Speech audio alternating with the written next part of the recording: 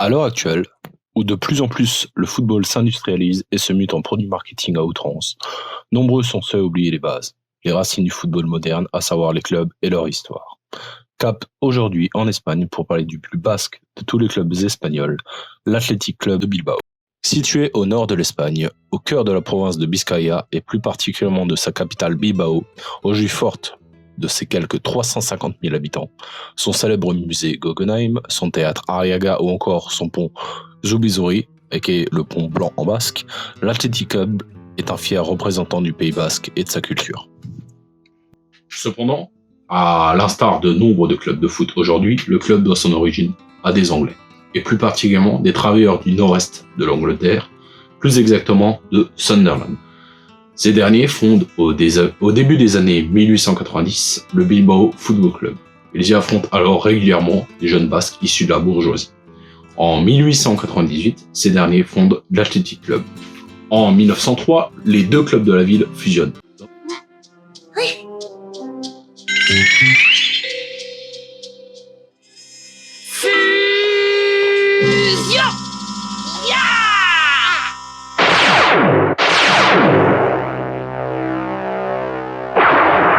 Donnant naissance au club que l'on connaît aujourd'hui, l'Athletic Club de Bilbao.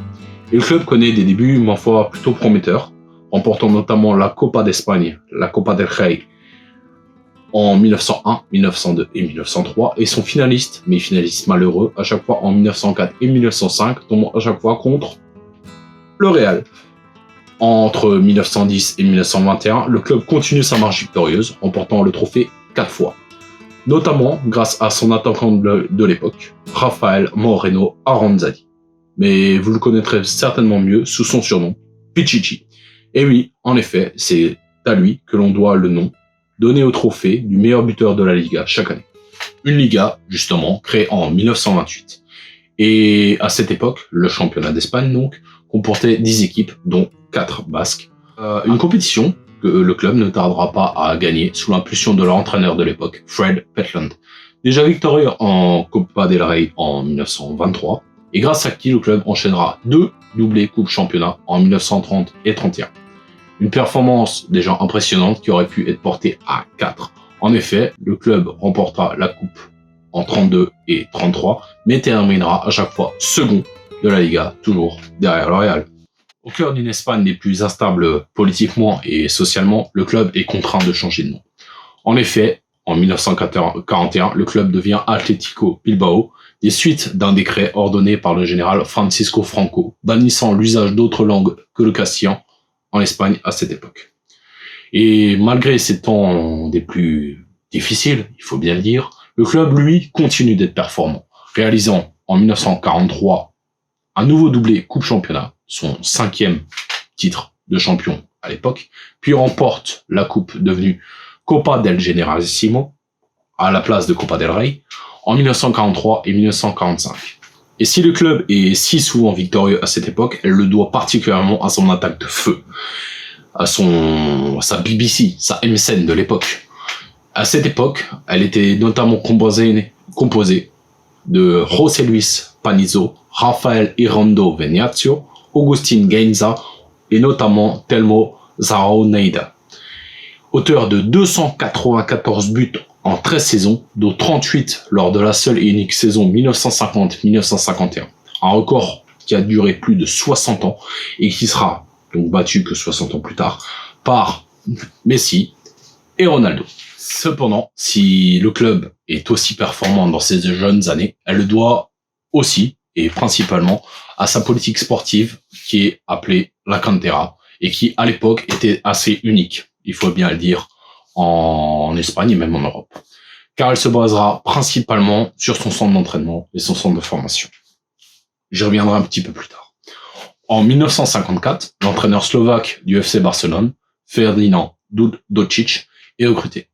Il mène le club à une nouvelle victoire en coupe dès sa première saison, puis à un 4e doublé Coupe Championnat la saison suivante, avant de remporter une nouvelle Coupe d'Espagne en 1958. En 1956, l'Atlético découvre la Coupe d'Europe, la Champions League de l'époque.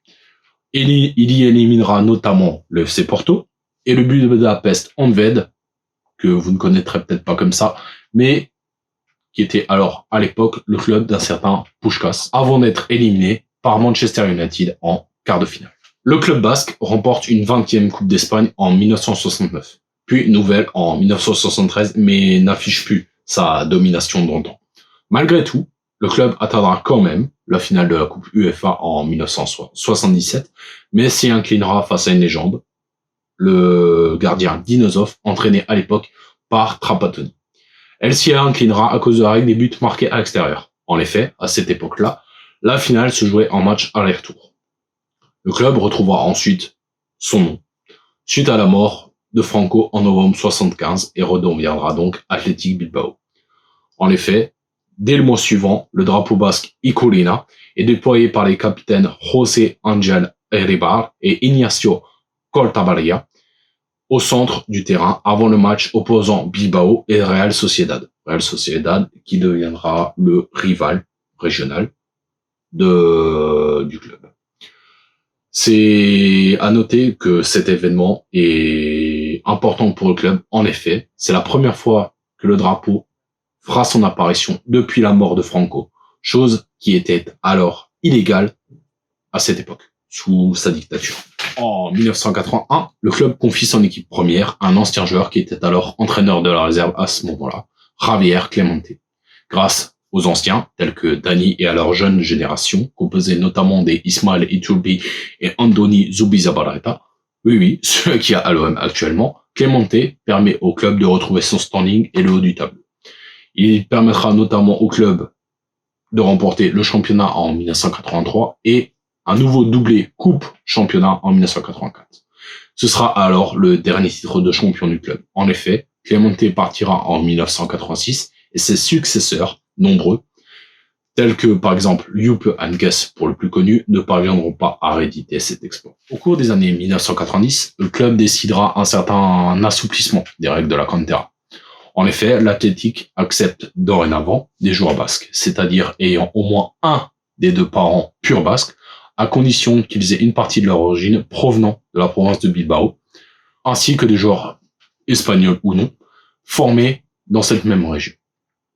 Cette règle permettra ainsi de recruter dans les autres canteras des autres clubs basques de la région.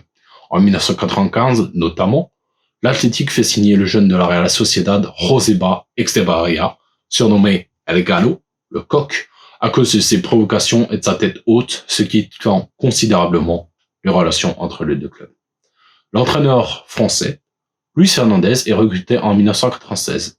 Il fait appel à un très jeune Vicente Lizarazu, premier joueur français à joindre le club. En 1998, il mène le club à une deuxième place en championnat et à la Ligue des Champions. Rafael Alcolta, Julián Guerrero et Paxi Ferreira brillent au sein de cet effectif. Malheureusement, le club enchaînera plusieurs saisons moyennes, à lutter notamment pour son maintien, comme lors des saisons 2005-2006 et 2006-2007. Ainsi, en 2007, le club assurera son maintien en Liga lors de l'ultime et dernière journée, battant Levante 2-0 à l'ancien San Mamés. Ahora Echeverría, atención que no hay fuera de juego, aparece Aduriz que mete el pase, ¡gol! ¡Gol!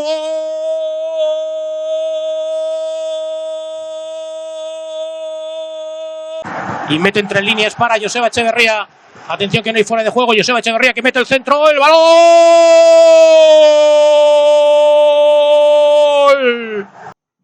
Malgré les résultats plus que décevants au niveau sportif, les supporters continuent d'appuyer les dirigeants et la politique de recrutement particulière au club. Ainsi, un sondage commandé par le journal El Mundo, paru au cours des années 1990, montre que 76% des fans du club accepteraient mieux une relégation de leur club plutôt que de voir des joueurs étrangers au Pays Basque porter les couleurs rouges et blanches du club. Des couleurs rouges et blanches adoptées en 1910 par le club en hommage rendu aux Anglais de Sunderland et Southampton.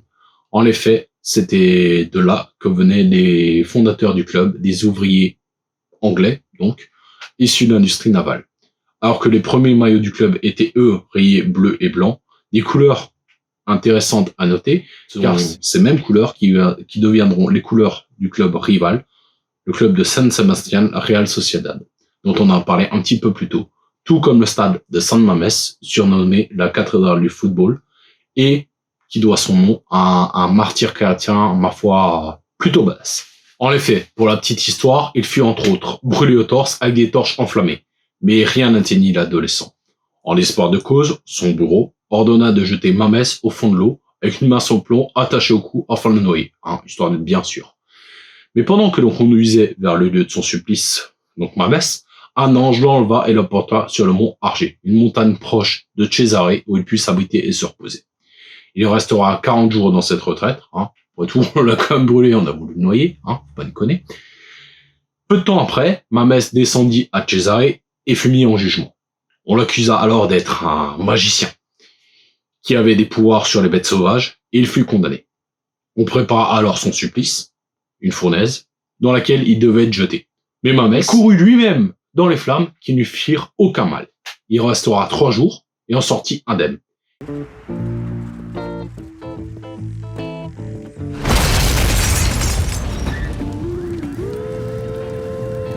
Il fit alors livrer au lion du siècle, mais ce supplice fut encore un échec pour les bureaux, car les fauves refusèrent de dévorer Mamés qui les avait apprivoisés. Devant ce prodige, le gouverneur Alexandre décida de mettre un terme à la vie du jeune martyr, en lui plantant un trident dans l'abdomen. Mais le jeune Mamés se redressa et arracha l'arme lui-même de son ventre. Surprise, motherfucker! Il parvint alors jusqu'à une grotte située près du cirque où il mourut. Los Leones, le surnom des joueurs de l'Athletic, a la même origine. Un nouveau stade sera construit sur un emplacement jouxtant l'ancien équipement du club. Les travaux débutaient en juin 2010, terminant pour une mise totale du stade lors de la saison 2014-2015. Le nouvel écran de l'équipe, d'une capacité totale de 53 289 places, abrite également le siège de l'Athletic Club et le musée du club. Il est équipé de 4 vestiaires de 240 m² et de 40 bureaux de 50 m². Depuis les arrivées de Joaquín Caparrós en 2007, puis de Marcelo Bielsa en 2011 au poste d'entraîneur, l'Athletic a haussé son niveau de jeu et fait partie des concurrents réguliers à la Ligue Europa en Liga. Tant grâce à la Coupe du Roi, avec notamment des finales contre le FC Barcelone durant les saisons 2008-2009, 2011-2012 et 2014-2015, que par son classement dans la Liga, en étant notamment 6e ex-aequo avec le FC Séville et l'Atlético Madrid en 2010-2011. Le club renoue également avec la partie haute du tableau grâce à une nouvelle génération très prometteuse des joueurs issus de la Cantera et une tactique plus offensive que celle voulue par les précédents entraîneurs. Ces dernières années, l'Athletic Club a intégré dans son effectif le premier joueur non blanc de son histoire, Jonas Ramaldão.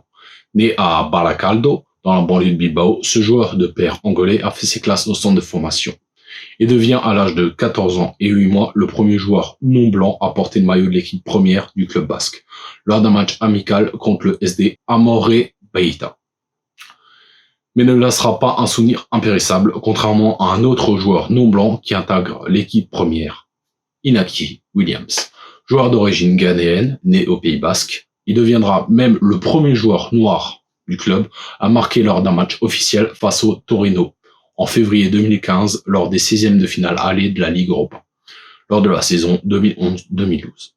Lors de la saison 2011-2012 de la Ligue Europa, ils réussissent à accéder en finale après avoir éliminé Manchester United 3-2 à l'aller et 2-1 au retour, Schalke 04 et le Sporting Portugal. Mais ils perdront en finale contre l'Atlético Madrid d'un certain Radamel Falcao 3-0. En résumé, l'Athletic Club de Bilbao remportera donc 2 Supercoupes d'Espagne et 8 titres de Liga.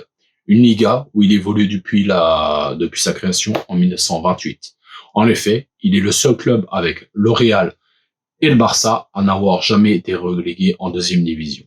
Le club remportera également 23 Copa del Rey et est resté détenteur de ce record de victoire de 1910 à 2009, année au cours duquel il a été dépassé par le FC Barcelone. Et donc voilà de ce qu'il en était pour l'histoire de ce merveilleux club qui est l'Athletic Bilbao, un club donc particulier à l'histoire riche, comme quoi en Espagne il n'y a pas que le Real et le Barça, même si ce sont d'immenses clubs que je respecte, il y a aussi d'autres clubs qui méritent d'être connus, peut-être moins connus et huppés médiatiquement, mais à l'histoire aussi riche et intéressante, et c'est un petit peu ce que je vais essayer de faire avec cette chaîne. Donc voilà, n'hésitez pas à me dire ce que vous en avez pensé dans les commentaires. Si ça vous a plu, à partager la vidéo, à vous abonner et à laisser un petit pouce bleu. Et vous pouvez également me laisser donc dans les commentaires quel club vous souhaitez voir lors de la prochaine vidéo. Et en attendant, je vous souhaite une bonne journée. Et voilà, tout simplement. Ciao!